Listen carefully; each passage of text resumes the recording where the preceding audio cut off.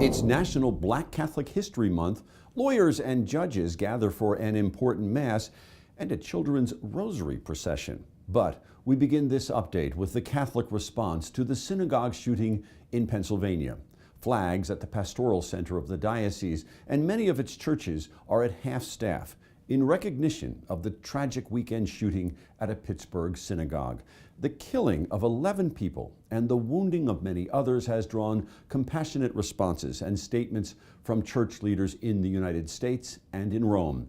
Gunman Robert Bowers is accused in the killing spree at the Tree of Life synagogue, where the victims had gathered for a baby naming ceremony.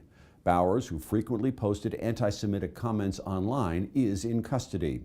Pittsburgh Bishop David A. Zubik denounced the shooting and said the entire Pittsburgh community is devastated.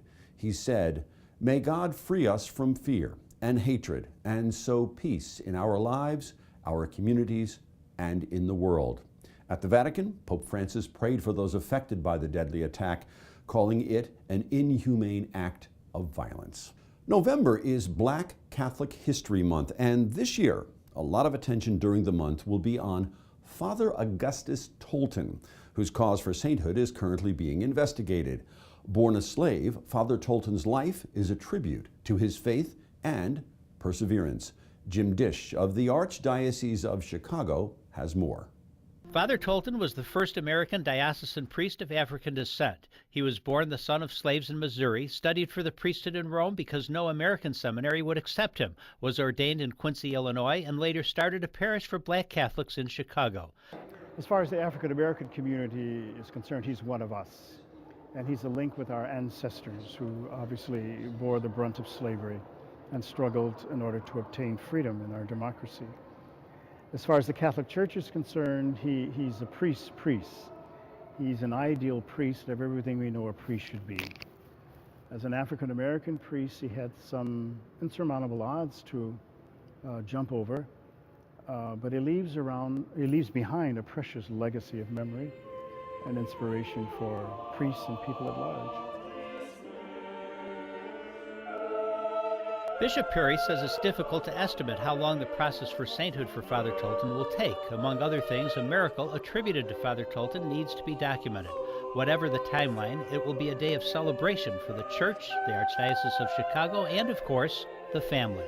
I'm looking forward to that day. Yes, I am. I'm just so thrilled that I come from a bloodline of such holiness.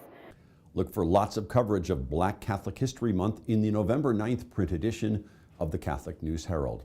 The month-long Synod on Young People, Faith, and Vocational Discernment ended on October the 28th with an apology from Pope Francis. Speaking in St. Peter's Basilica in Rome, he said, "Forgive us if often we have not listened to you, if instead of opening our hearts, we have filled your ears." The final document of the Synod acknowledged how in some countries, young people are moving away from the Church or questioning its teachings, especially on sexuality. What do you get when a group of lawyers go into a Catholic church? The question may sound like a lead into a joke, but as Patricia Guilfoyle and photographer Sue Ann Howell show us, the Red Mass is an important gathering for the legal profession. Lawyers, judges, and others in the legal profession gathered at St. Peter Church in Charlotte October 25th for the 15th Annual Red Mass, a time to reflect on the God-given responsibilities of their profession. The Red Mass is traditionally celebrated in conjunction with the opening term of the United States Supreme Court each October. We just think it's important for lawyers, very busy lawyers, to take time out of their day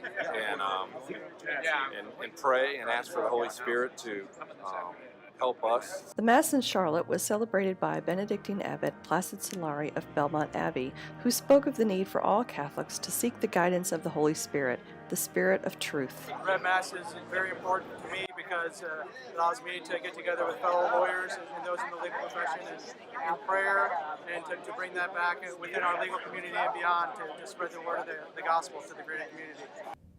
And finally, at St. Joseph Church in Newton, October, the month of the Rosary, ended with prayer, singing, a procession around the church, and a community meal. The mission of the Holy Rosary, a ministry that started at St. Joseph 6 years ago, works to spread the tradition of reciting the Rosary and can now be found in 5 churches in the Catawba and Iredell County areas. For last week's procession, parents went directly from their jobs to the church to dress their children for the Rosary event. Deacon Dario Garcia says October was special, but any time is a good time to consecrate oneself to Jesus through Mary by praying the Rosary. And we'll leave you on that very hopeful note. For the Catholic News Herald Update, I'm David Haynes. God bless.